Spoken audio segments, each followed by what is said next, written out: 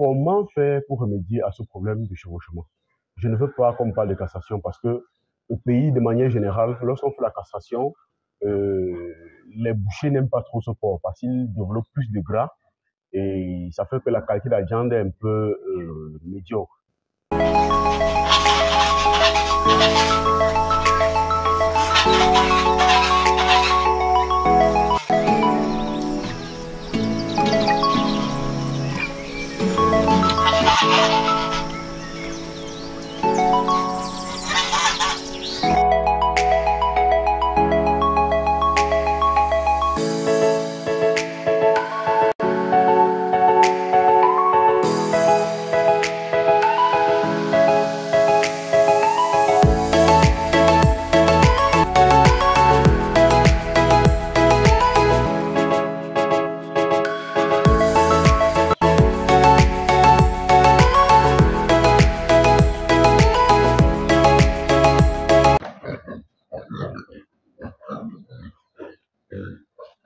Ça fait pratiquement un mois que je n'ai pas fait de vidéo. Donc vous pouvez remarquer qu'ils ont suffisamment bien grandi.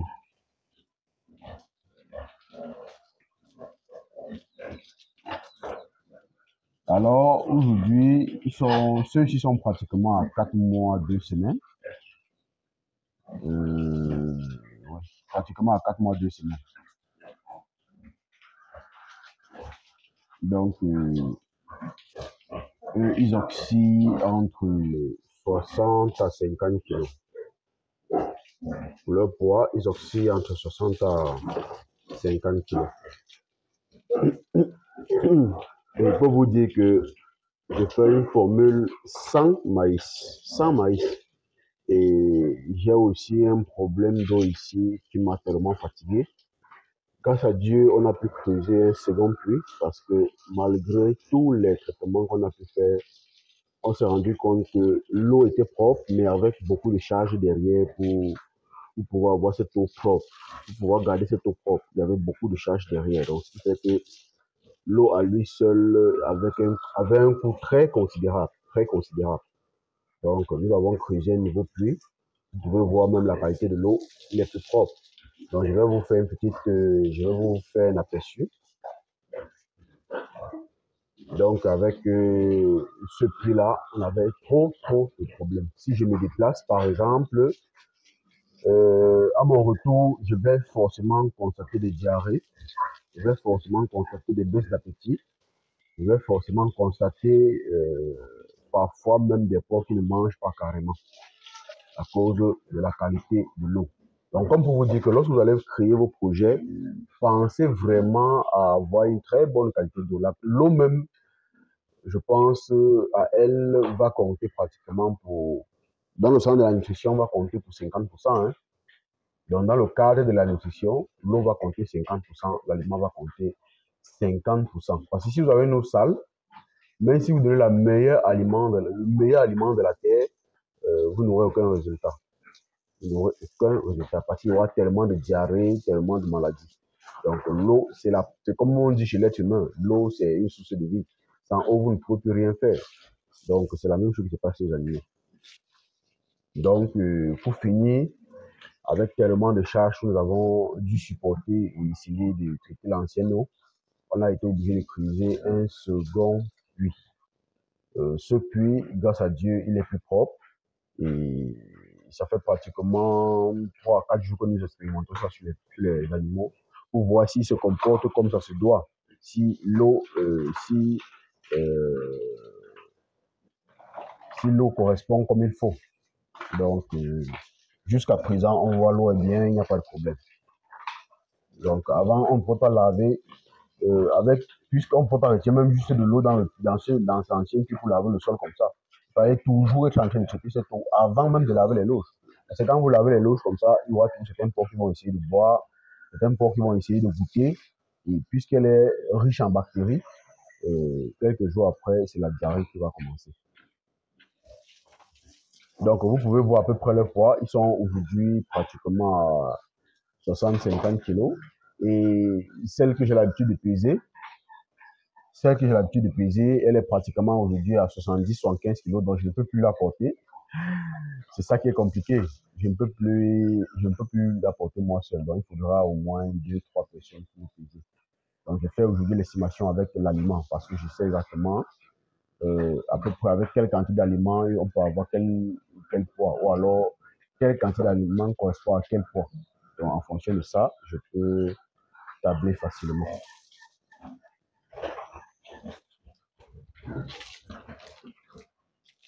Donc, on va passer au nettoyage comme habituellement.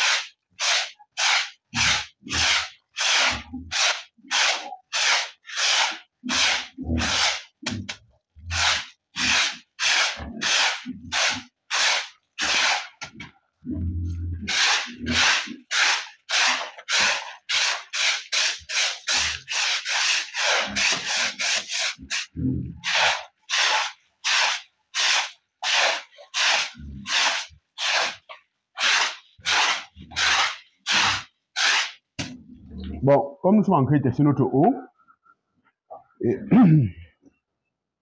et comme nous sommes en train de voir qu'elle correspond mieux aux animaux, nous allons essayer de remettre en marche les pipettes parce que nous avons bloqué les ventes des pipettes de peur que les animaux ne consomment l'eau qui était très sale. Donc, d'ici dans une semaine, 2 semaines, quand nous allons confirmer réellement que l'eau correspond mieux aux animaux, nous allons voir réinitialiser les pipettes.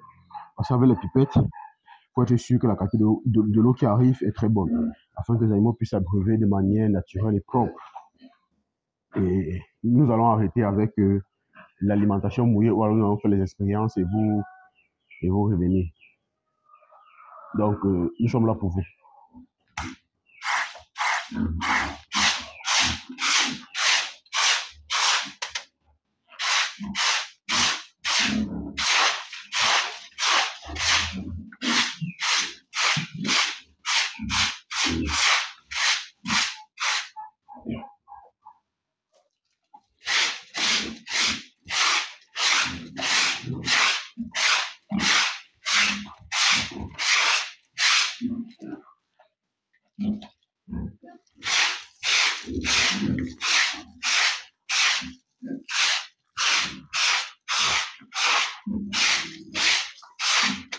Et vous pouvez voir avec de si gros porcs, parce qu'actuellement, actuellement là, ils sont pratiquement dans les 1000 kilos. Avec 1000 kilos de porc, regardez la quantité de sel qui est là. Vous voyez, le sel là n'atteint même pas, ce sel ne peut même pas atteindre, si à peine ça peut remplir 2 seaux. Hein. Donc, comme pour vous dire que quand les animaux sont suffisamment bien suivis, même la digestibilité aussi augmente. Donc, la valorisation de l'aliment augmente. Donc, vous pouvez voir. Regardez la quantité de sel qui est au sol, vu la quantité de nutrition qu'on peut leur donner. Parce qu'actuellement, ils sont pratiquement à 45 kilos par jour de nutrition. Donc, pour ceux qui cherchent souvent les business plans, là, pour ceux qui cherchent souvent à savoir exactement combien on peut manger par jour. Actuellement, si avec rien que dans cette loge, ils sont à 45 kilos d'aliments par jour. Et ils n'ont pas encore atteint le maximum, hein. Ils vont atteindre le maximum. Donc, d'ici peu, ils seront pratiquement à 50 kilos d'aliments par jour. Donc, vous pouvez faire vos propres calculs et évaluer. Donc, et malgré qu'ils consomment 45 kilos d'aliments par jour, regardez la quantité de sel qu'ils ont fait par jour. Parce que nous faisons le nettoyage uniquement le, uniquement le matin. Donc, nous faisons le nettoyage uniquement le matin. Le soir, nous ne faisons pas le nettoyage. Nous donnons juste l'aliment. Et le matin, maintenant, nous faisons le nettoyage complet de la ferme. Donc, tous les matins, nous faisons le nettoyage comme ça. Et tous les soirs, nous ne faisons aucun nettoyage. Donc, ça, c'est les sels de toute la journée d'hier et puis de toute la nuit. Puisque nous les nourrissons 2 fois par jour. Donc, vous pouvez voir à peu près. Ça veut dire que,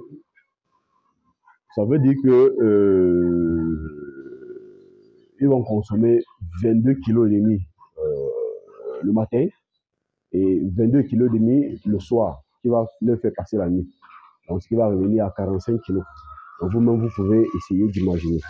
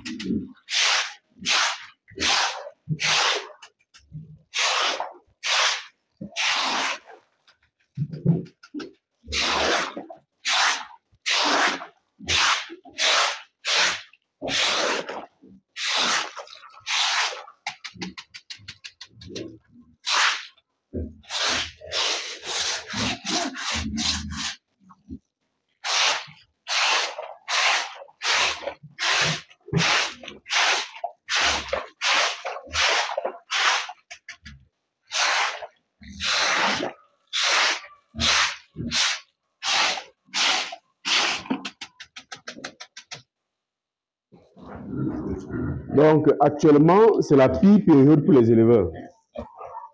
Actuellement, si c'est la pire période, pour les éleveurs. Quand je dis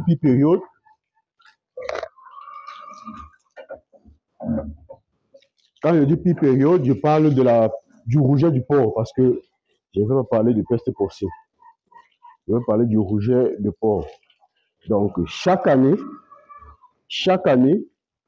essentiellement à partir de mai, essentiellement parce que parfois il y a des cas qui se prononcent avant le mois de mai.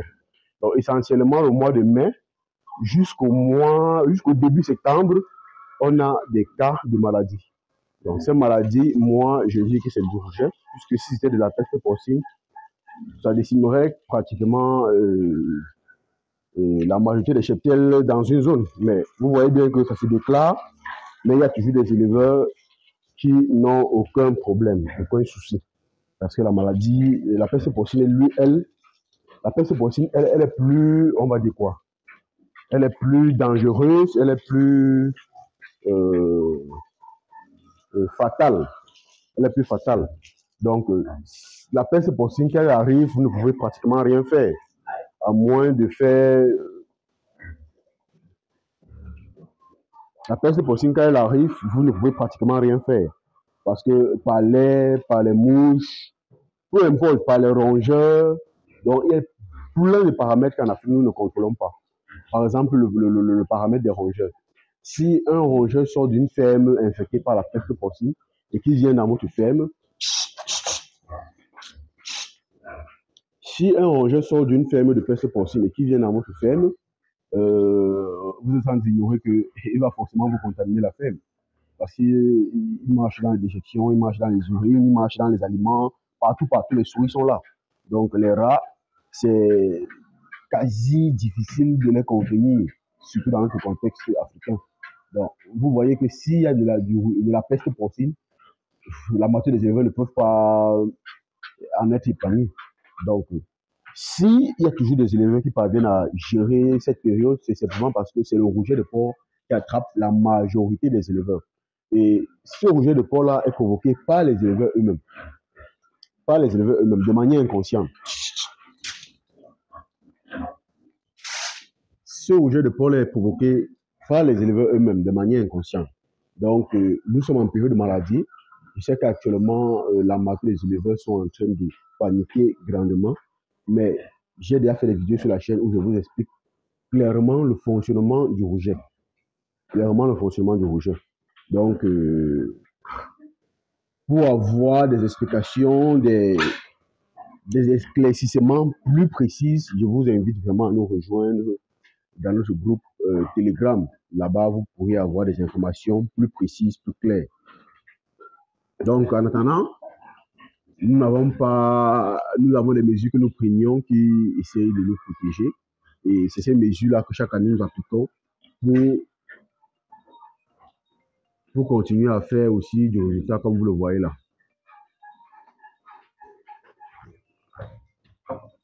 Mon frère, quelqu'un peut pas faire 2 jours sans vous voir. Aïe.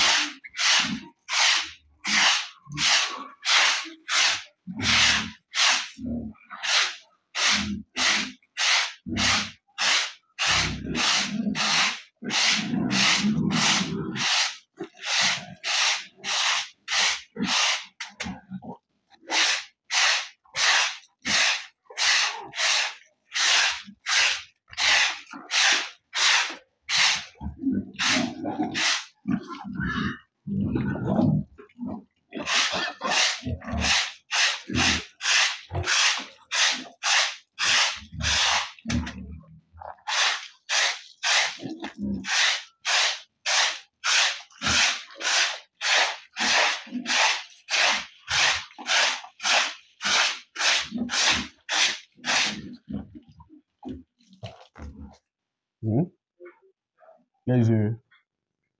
Je viens derrière.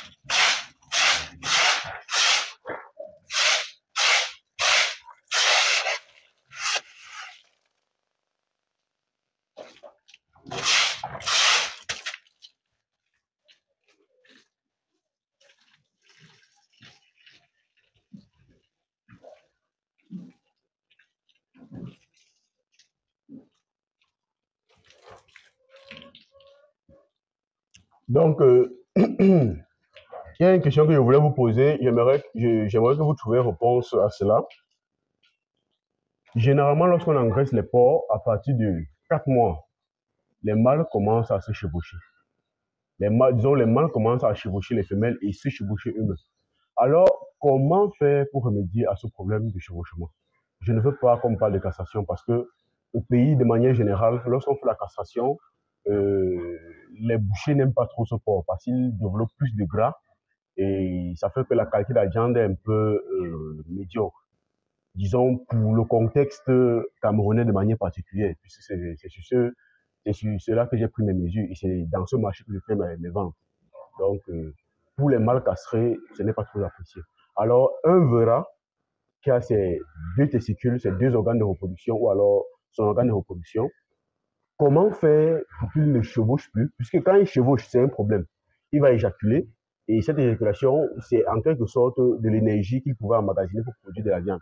Comment vous faites pour pouvoir éviter qu'il ne gaspille pas ce spermatozoïde et qu'il soit plus posé et moins en train de chevaucher? Donc, la réponse à cette question est dans notre groupe Telegram. Donc, dites-moi en commentaire ce que vous pensez euh, de cette vidéo. Dites-moi comment vous traitez ce problème de chevauchement chez les veras, surtout chez les jeunes mâles, parce qu'ils sont en engraissement comme ça jusqu'à 5 mois, voire 6 mois. Alors, vous êtes sans ignorer qu'ils seront en âge adulte, forcément, vont chercher à se croiser entre eux. Alors, comment vous faites pour pouvoir faire en sorte qu'ils ne se chevauchent pas, qu'ils ne se croisent pas entre eux, afin de gaspiller le spermatozoïde et ne pas grandir malgré qu'ils consomment l'aliment? Comment vous faites de votre côté? Donc, je vous attends dans les commentaires.